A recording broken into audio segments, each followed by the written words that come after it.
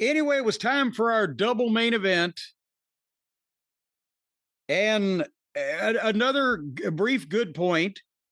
They brought Jim Ross back to ringside. Bless him that he's better and he's beaten cancer. But he wanted to come back for this. He's just looking for attention. Oh, come on, Rick. He's just looking for attention. But is this, you know what? I would have used this as like the reverse type of incentive. It's like, Jim, if you don't do all your treatments properly and beat this thing, we're going to make you go to All In. That's what but anyway. So they bring him out for Oblada versus Kenny, the dream match. And I had to, at the time, I even wrote this down where I wouldn't forget to say it. At the top of the match, at the bell, whatever, for all that I've said about our friend old Harpo McFingerbang, Twinkle Toes, Kenny, whatever, I was rooting for him. Because even though he's a horrible baby face with a douchebaggy attitude and a blasé promo and the finger pointing and the gesticulating and the video game horse shit, at least he has in the past busted his ass. But to reward Okada in this for his laziness and lack of performance and boring ass matches and no promos, I think that would be too much. So I was on the side of Kenny Olivier in this one. It's come to this, Brian. Wow. It's almost, it's the only principle. The only Anderson principle. When he's at Cornette, I used to think you were a dumb fuck, but so many other dumb fucks have come along that are worse. You've moved up the ladder without doing anything. Let me ask you, what has Okada done since arriving in AEW that would get him over with anybody that has never seen him before? What? I don't think anything. One promo that wasn't him just saying bitch and standing around acting goofy. One good match, even to the standard of good match that the AEW fans hold. One time that he's worked hard. One great angle that you would remember that wasn't just overly long and slow and bleh. He is the laziest wrestler being paid a lot of money in the fucking world, I think. So here came the entrances again. And again, remember I said, well, before the ninjas, I thought it'd be Okada and it was the English soccer hooligan.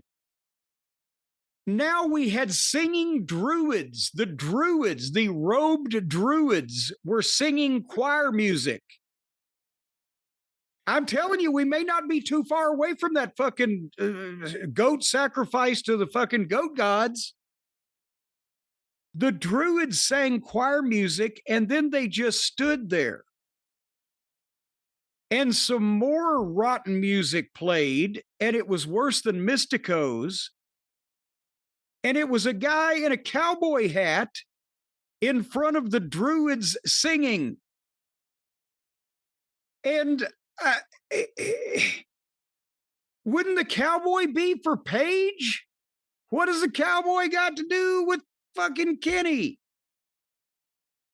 And then Kenny was in another goofy looking outfit from some video game, and the cowboy sang some song that wasn't country, but isn't going to chart on any genre of chart soon, with the druids singing backup. The world's first druid backup band.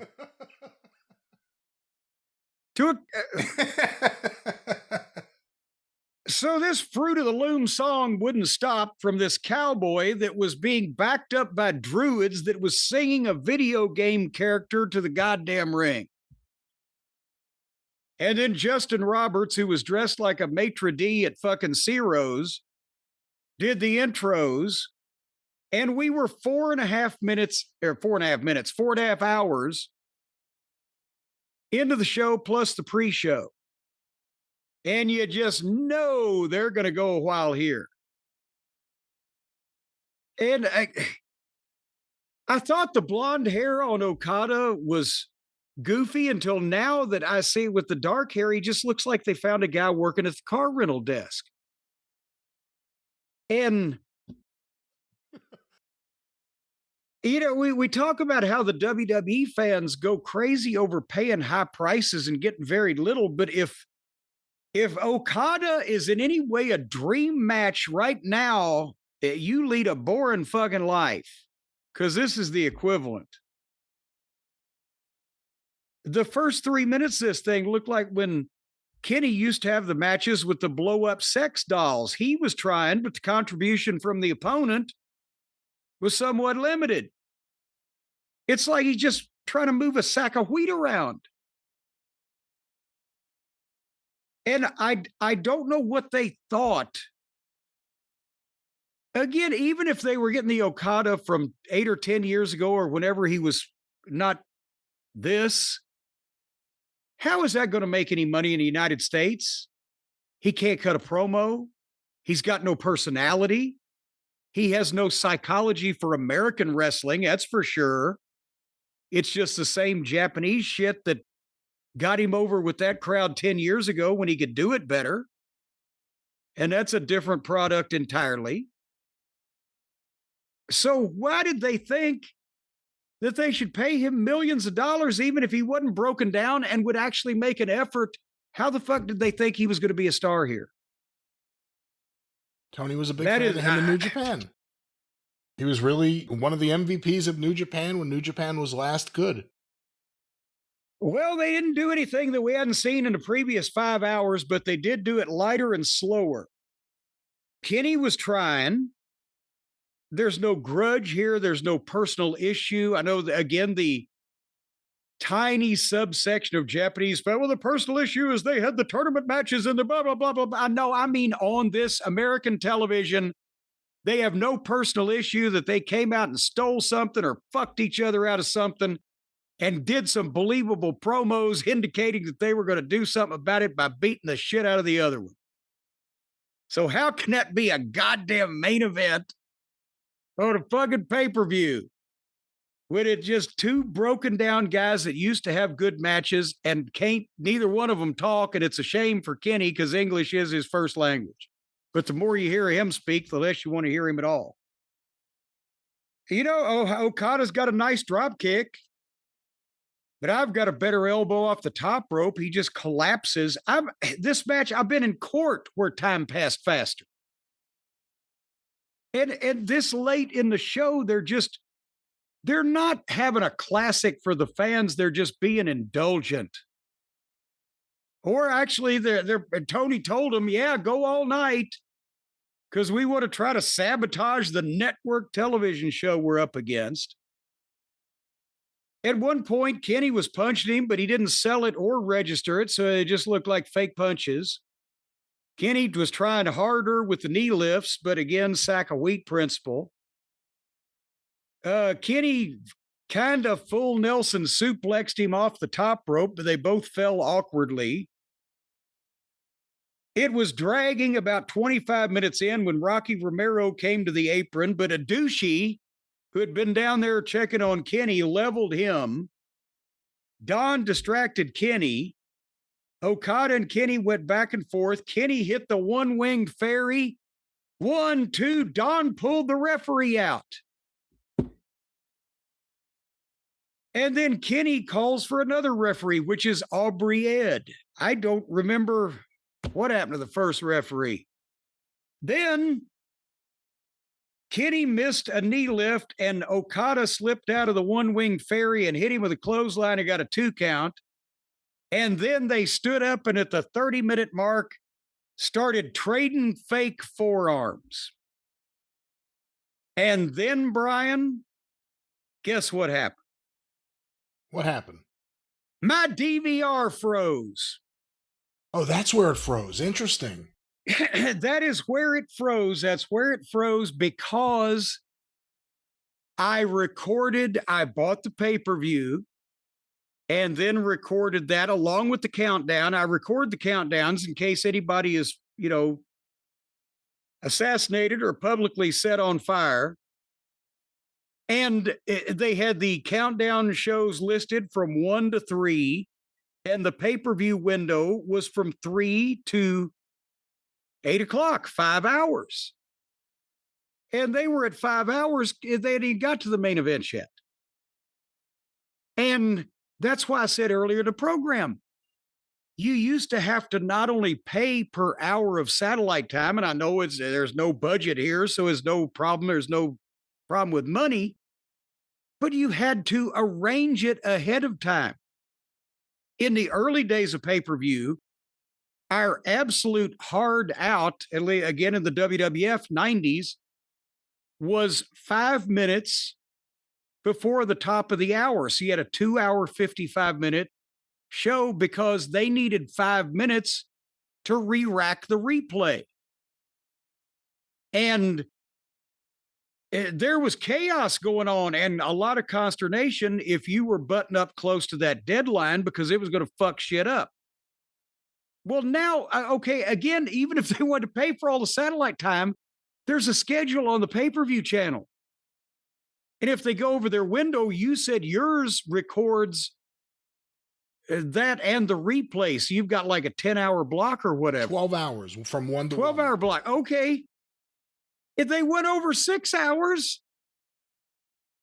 so then the replay would start late and be that long. So you're running, even if it's a different cable system, this is causing an issue.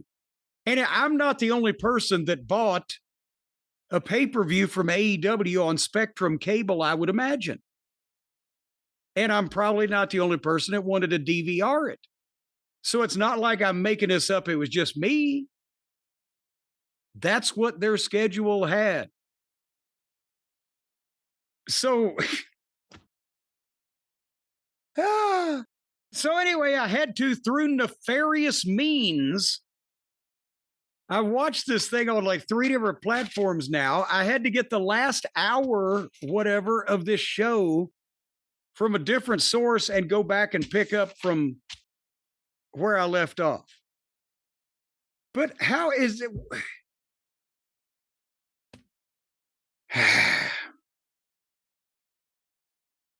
Pretty soon, people are going to ask what days the AEW pay-per-view is, even though it's one show. So when your DVR cut off, that's when Saturday night's main event was going on the air, right? Yes, because they're at the top of 8 o'clock. Yeah.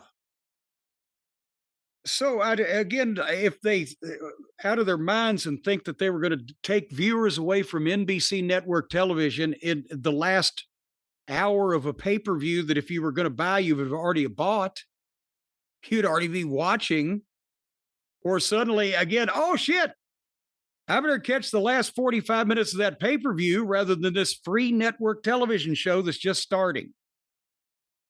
So back to Kenny and Idiot.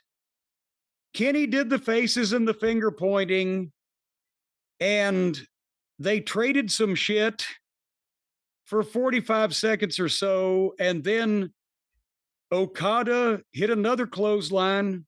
1, 2, 3. The boring heel who doesn't speak English and is the laziest wrestler in the world beat the douchey top babyface clean in the middle without cheating. Is Okada blackmailing somebody? I'm wondering. Is he connected with the Yakuza? Well, no, I don't want to say that, but maybe Callis. Does Tony Khan still have all his fingers? Maybe an extra one. No, Hotchkiss got his sewn back on. I mean, I told you I thought Okada was going to win. I don't know how many more matches. You watch Kenny. It's not comfortable. He looks like he's in a lot of pain. His head is like gigantic. But he worked harder and better than Okada here. Yeah, he does probably all the time. But Okada will be able to make all those dates. And Okada will be able to do lots of different things that Kenny Omega right now can't. Okada will be able to make those dates all right. He'll show up. You might have to hold a mirror in front of his mouth to see if he's breathing, but he'll show up. Was there too much interference? Well, all this show has been is, again, is interference. People just run out and get in fights in the middle of matches and bring everything to a halt. They're not even involved in the match, and then off they go. And I'm not saying that there should have been 25 people involved in this thing too, but Okada doesn't know how to be a heel. He just does shit the same as Kenny does shit. There was no Kenny just got beat here, which to them and their, again, indie wrestling mindset and Japanese mindset is a good thing. Oh, he was the better man on that night. No, if there's no fucking heat, there's no personal issue, there's no goddamn wrestling. I'm sick and tired of this homogenized indie bullshit that they keep vomiting up at us.